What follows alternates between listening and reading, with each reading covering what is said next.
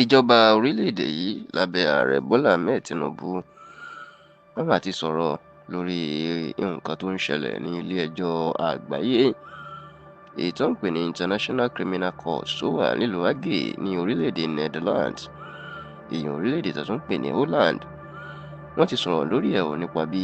ilé-ẹjọ́ àgbáyé tó ń rí sọ́rọ̀ ọ̀ràn, ìyẹn àwọn ilé-ẹjọ́ tó ń dá sí àwọn tó bá ti dáràn ní orílẹ̀-èdè kọ̀ọ̀kan lágbàáyé, bó ṣe ti ń ṣe ìwádìí iléeṣẹ́ ológun Nàìjíríà tó sì jẹ́ pé bí wọ́n bá fi dá wọn lẹ́bi ìyà ńlá ni wọn yóò fi jẹ orílẹ̀-èdè Nàìjíríà àti iléeṣẹ́ ogun wọn. Ẹ rántí pé ìfìyàjẹni àti àwọn ìwà tí kò lẹ́tọ̀ọ́ tí wọ́n bá wù ní orílẹ̀-èdè tó wù kó jẹ́ orílẹ̀-èdè ayé ní ilé-ẹjọ́ International Criminal Court wà fún. Ìlú Hague lórílẹ̀-èdè Netherlands ló sì wà. Ẹni tí wọ́n bá sì gbé ẹjọ́ ẹ̀ lọ síbẹ̀ tí wọ́n bá dá láre, tí wọ́n bá dá lẹ́bi, ìyà ńlá ni gbogbo ayé máa fi ń jẹ èrò orílẹ̀-èdè àti àwọn tó bá dá lẹ́bi bẹ́ẹ̀, tó sì jẹ́ pé ọ̀pọ̀ àwọn alágbára káàkiri àgbáyé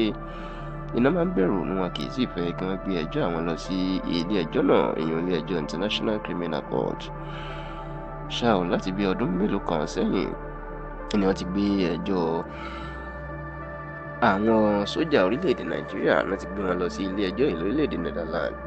tó sì ní ìwàkiwà ni wọ́n wù àti pé ìpakúpa ni wọ́n ń pa àwọn ọmọ Nàìjíríà, èèyàn pé wọ́n tún fi ẹ̀tọ́ ọmọnìyàn wọ́n tún fi ń dùn àwọn ọmọ Nàìjíríà, ètò ìbò ń pè ní human rights abuse. Lára àwọn ẹ̀sùn tó fi kan àwọn sójà Nàìjíríà ni wípé wọ́n pa àwọn aláìṣẹ̀ ní ìpakúpa àti pé àwọn tí ò tiẹ̀ lẹ́tọ̀ọ́ sí pípa ni wọ́n ń pa tí wọ́n tún ń ṣe ní ìṣekúṣe. Gbogbo eléyìí náà sì gbé ẹjọ́ náà lọ sí ilé-ẹjọ́ International Criminal Court níbi tí wọ́n ti ń dúró de ìdájọ́. Ṣá ò lásìkò tí ó wà níbi ìpàdé náà,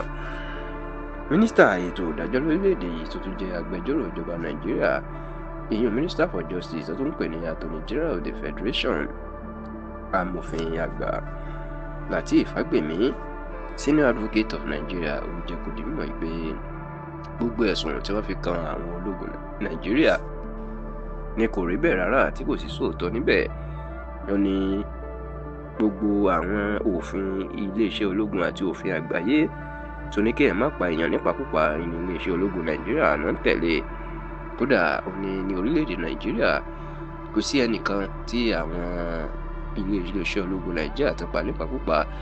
Lọ́nà bàbá pààyàn á jẹ́ pé àwọn ọ̀daràn tó ṣí náà bá fún wọn iná pa, tó sì jẹ́ kó tó di mímọ̀ pé bí ọwọ́ àwọn ológun bá tiẹ̀ tẹ àwọn ọ̀daràn gan-an, wọn kì í pa wọ́n nípakúpa, níṣe ni wọ́n máa ń bọ̀wọ̀ fún wọn tí wọn yóò ṣe lọ fà wọ́n ní ilé-ẹjọ́ lọ́wọ́. Amòfin Lateef Fagbemi wá jẹ́ kó di mímọ̀ pé ilé-ẹjọ́ International Criminal Court kan gbé ọ̀rọ̀ náà kan gbé kúrò ní ilé-ẹjọ́ kan sì má ṣe dá orílẹ̀-èdè Nàìjíríà àti iléeṣẹ́ ológun Nàìjíríà lẹ́bi.